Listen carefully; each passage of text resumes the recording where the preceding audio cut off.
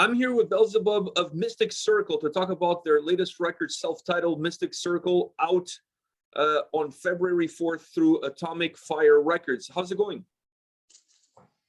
Yeah, very cool, and we are very cool. We are very excited about our release, which is tomorrow, so we can't wait. Yeah, it's really, you're close to the finish line. You're almost there. Yeah, it took 1 year, and we are very excited now that it starts now. Okay, it starts a few months ago. We had some video releases, a single release, but now is the point where it counts. The album comes out. So yeah, we can't wait. Now it's when all the chips are on the table. So let me ask you this: two decades. You guys were separated for 2 decades. You reunited to put this record together. How was that reunion? Well, it's simple to say. We came. If you asked me 1.5 years ago, if Mystic Circle is doing another album, I would say no. But then, after different corners, Blackwar, my partner, and myself came together one evening. It was the 23rd of December in 2020, 1 day before Christmas Eve. And we talked about the band and how it sounds today and what visions we had when we found the band.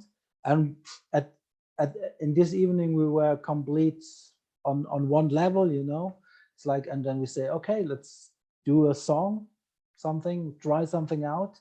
And next day we meet, and in our studio we did a pre-production of that Belial song. Yeah, and the old spirit was there, and we were completely satisfied, and we said, okay, that is great stuff, and we are 100% dedicated, So let's go on, Let's go. It felt right. It felt right. The stars had aligned. Absolutely. The stars had aligned. Now, you guys were apart for a long time, and it's been a long time since the band had released a record. How was the creative process behind this album? Were you guys a little bit rusty? No, not at all. I can tell you, since then, we have completed the next 2 albums. So it comes from, we know now it comes from our deepest soul, from our deepest black, dark soul, It's like, it's easy to write that songs because we have so much inspiration now, we are complete into that world, It's like, and I can tell you something, we never did a release of something else, because when we are not 100% behind that stuff, we are completely satisfied with the cover artwork, with the sound, with the songs. So we never go out to the supporters without nothing anymore. We not stand behind, So yeah. A self-titled record always brings a little bit of a nostalgic feeling to it. It's always a little bit of a celebration when I see a band releasing an album that is self-titled. Is this album perhaps a little bit of a commemoration of the history of the band, but at the same time a rebirth for what the band is going to sound going forward? Absolutely. And well, first of all, we had this name for this album. It's called Darkness in Flames, like the song is coming out tomorrow. But then Blackwar called myself and said, wow, this stuff is too good, There is only one name, we come together after 16 years or something, and it's a big thing for us with the new record company, with that people we work together, we are so proud and honored and dedicated to that stuff. There is only one way we can name this album, and that is Mystic Circle. It's simple, but it shows all the area the world we live in, that when we go into Mystic Circle, it represents each and every point of that. What role do you see? Because you said earlier that you guys don't put anything out there unless you're fully satisfied. Artwork, the music, everything that goes into Mystic Circle. So when you're putting everything together, what role does the track listing on an album play for you guys? What you try to achieve by creating the track listing that you created, for example, for this record? Well, we see the way we write is, I mean, it's not a concept album, but it is a concept album. You know, it's the stories are not a concept from the beginning till the end. But if you listen to that album, it seems like it could be a concept album because the artwork fits in this, or with the intros, you know, on each song.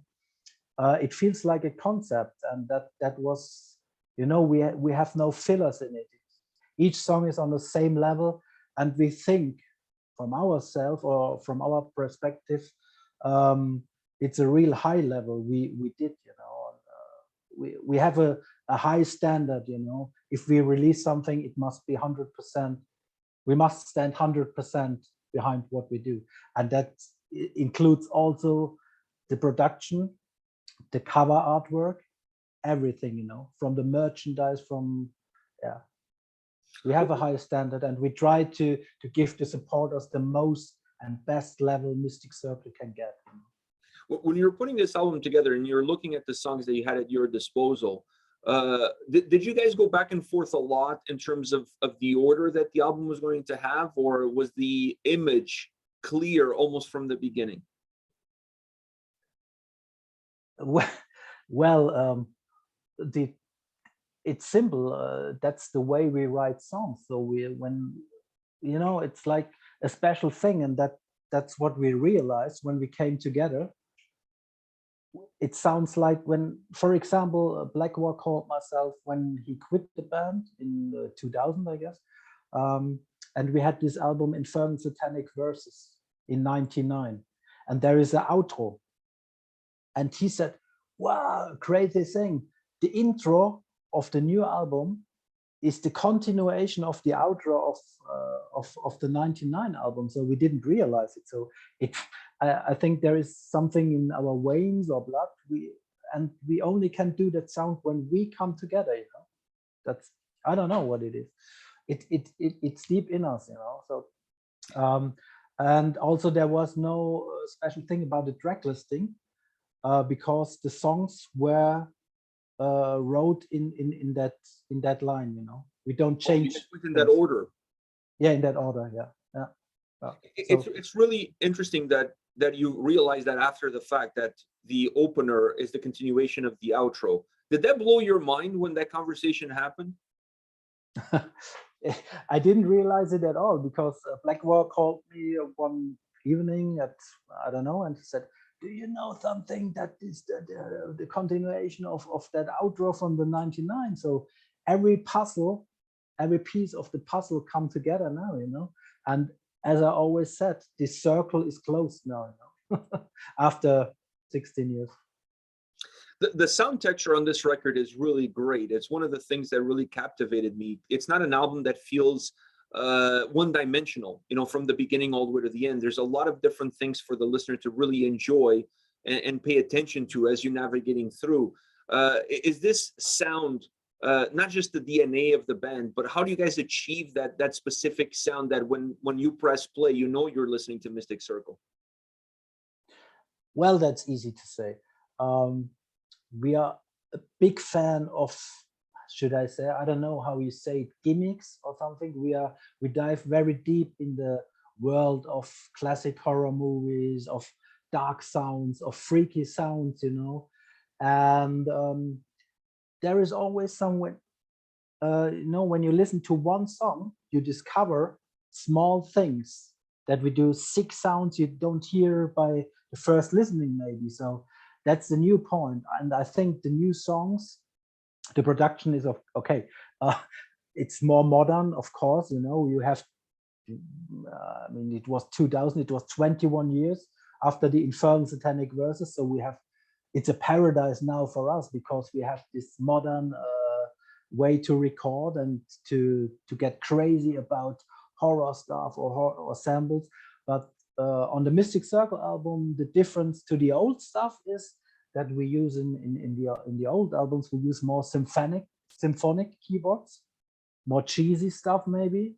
But now we use this we use these horror samples. You know, it's like, it's not based on a melody. It's more like sound effects. You know, and we use more maybe heavy metal melodies but in a disharmonic way, you know what I mean? And it's more based on the guitar, the melodies. So that's maybe the main difference. I like the fact that you mentioned the samples, because when I was listening to the record, I thought that was such a great attribute. It really helped complement the experience of listening to the songs. And it also, I felt like it really helped the atmosphere of the album, because it almost becomes cinematic at times in terms of what you get out of the tracks. Is that the goal for you guys, to use those samples in order to, better define what the atmosphere of the record is going to be like? Yeah, and that is the that is maybe this when Blackwar and myself come together, you know, he's complete in this world, and we put this all together, these samples, and in the future we want to get more crazy, of course, about it. You know, we are always on the search of freaky, sick sounds. You know, it's like and now with that modern internet thing, we have all this. Yeah, it's more easy, you know, because in the older days you must spend lots of money to get the sample CDs, you know. Mm-hmm. And it was a complete other time, you know. I know it's not like you have to go to a forest and look for crows and record them in their live environment these days, you know. Yeah. The drum sound on this album is outstanding. I felt like it's one of the signature pieces of what Mystic Circle is all about. Do you see it the same way? I see it in the way that on this album we compare lots of brutality, I would say, with a very melodic stuff, and of course the drum, yeah, the sound and how the drums played, you know, that is Blackwar. He has a special way to play drums, you know. He's very dedicated because it's very necessary for him. So yeah, you are right. Yeah, it's a big thing. The drums, of course. Yeah. It's a huge part of what the moment you press play and you realize you're listening to Mystic Circle, those drums play such a huge role in that, in terms of defining the sound. But I want to ask you about the lyrics as well, because you mentioned earlier that while this is not a concept album, the way you play through it feels like a concept album. So how do you tackle the lyrics? Are you the kind of writer that puts the lyrics together? You have a little bit of a black book with different stories, different ideas, or when you start to create an album, you create the lyrics specifically for the songs that you're creating for that album? Both. It's both sides. I usually have something in my head, you know, like the chorus or something, you know, but it's different. Sometimes I write something down, and sometimes I close my eyes, and it's like, I say, it's like a meditation, inspiration. And then I have this picture before my eyes, and then I have music and I have the lyrics, and I think the music comes first, and then something comes out, you know, and then, yeah, I go like a detective. I go in I do some research or something. I don't know what it's called. And then I put this together, you know, different. Really, really interesting. How did you approach this album vocally? Like, was there something that you wanted to achieve vocally on the record? What do you mean exactly? Did you have a goal in mind in terms of a specific tone, or trying something different from previous albums into this record? Now that was really interesting. When I started, I mean, I hadn't screamed for, when I left the band 2007, well, how 14 years? Yeah, around 14, 16 years, something like that. Yeah.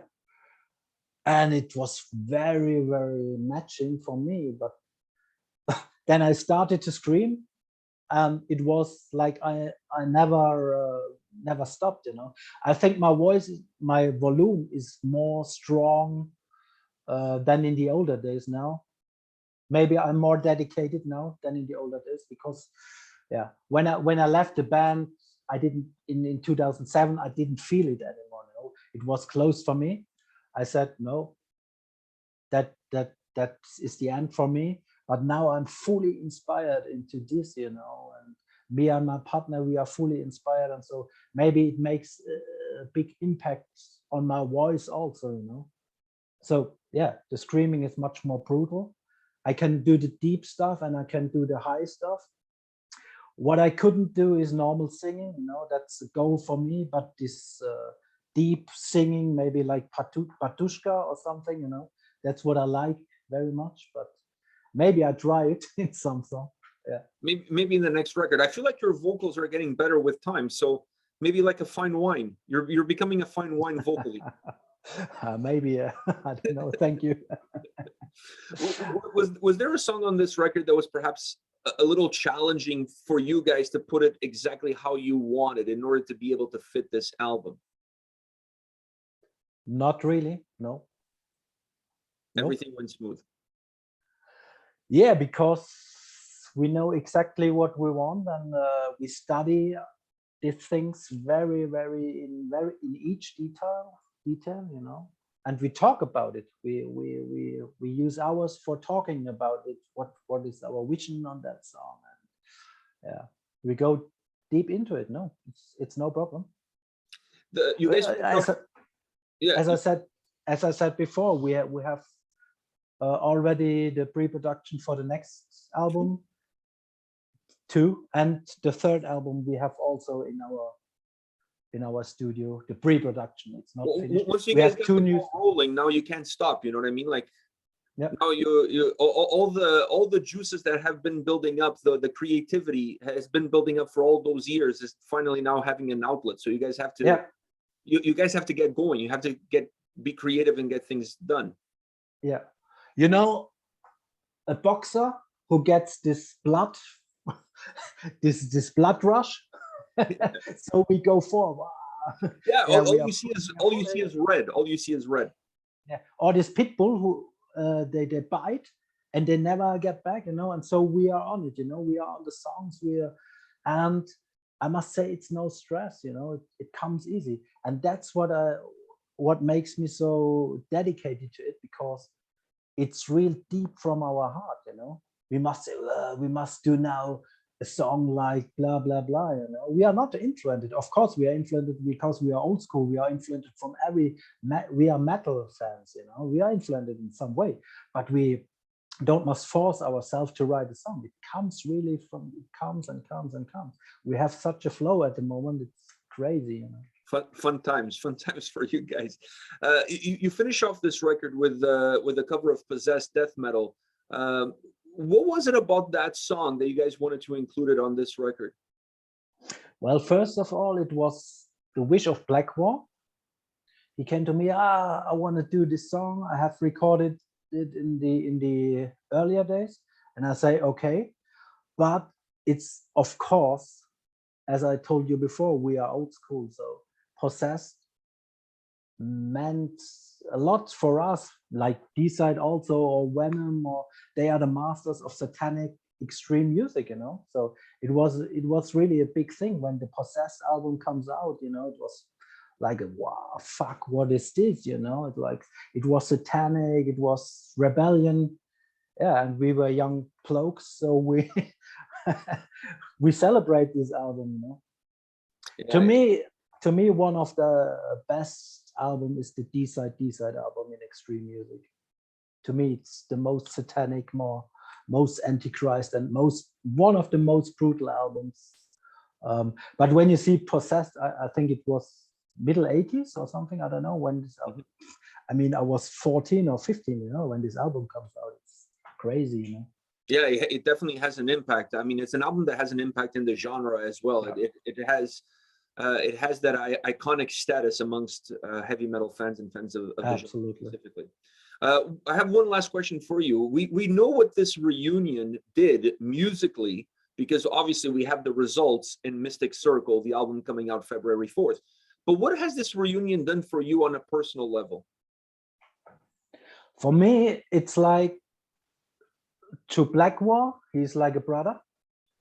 And this whole field, this Mystic Circle area and field, the team, also the record company, it feels like family now for me.